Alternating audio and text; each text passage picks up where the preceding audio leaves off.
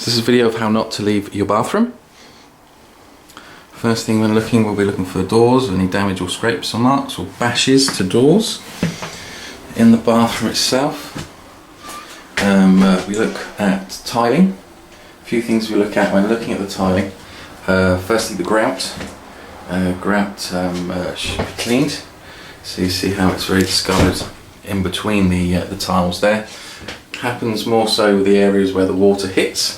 So you want, for an example, coming over to this side where the water doesn't hit, you see it's relatively clear. However, where the water hits, you can see that this is needed a clean through. We also look for the mastic or sealant of the bath. If that's cleaned regularly, you're not going to get any mould build up, which we have significantly in this case. The tile itself, we also look at limescale. Limescale in Southampton is something that is hard to manage because of the hard water that we have here. But what we're looking for is, you can see there, the scale that builds up. We want these to be shiny. A descaler, a sillet bang or equivalent to be used to bring those back up to how they were at the start. The bath itself, very similar. You can see quite prevalently the limescale build up in and around there. Also the dirt, which is quite evident, as well as 2 bags of personal effects in the bath, which is a new one. Similar thing for the sinks, so looking for it to be cleaned through.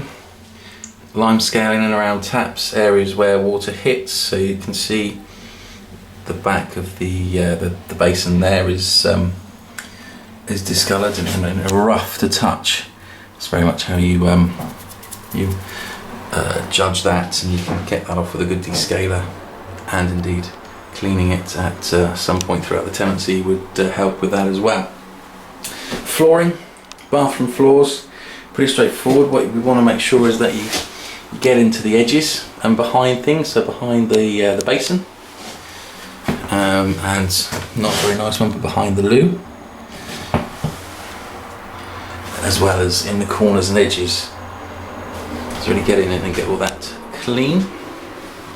The mirror, wipe over the mirror, let's have that nice and shiny. That's what I look for. Extractor fans, this one actually not too bad, but wipe the dust off. It extracts, therefore dust will build onto it. Give that a wipe over. It'll also, if it's not wiped over, it will clog up, so it's not extracting as it should be, which means that less air is being taken out, which will then affect areas of the bathroom where water gathers, such as the ceiling.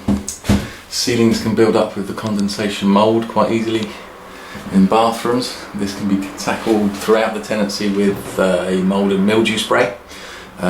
Which will kind of dissolve the mould without the need of hard scrubbing, so keep that in mind. A light bulb, if you've got it with a light bulb, then we'd ask for it back with a light bulb. And then the toilet. Toilet, we look for the top to be dusted and cleaned over. There's a little bit behind the seat there. You can see in this case very dirty, but certainly don't miss that. Opening up the toilet, a treat for you all. This is how not to leave your toilet. Don't really think you need that close up a look at it. A good clean through. You need to get a good descaler. Best to do that throughout the tenancy as well.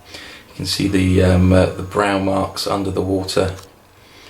That needs regular descaling to keep that clear and clean, as well as general bleach throughout the tenancy as well.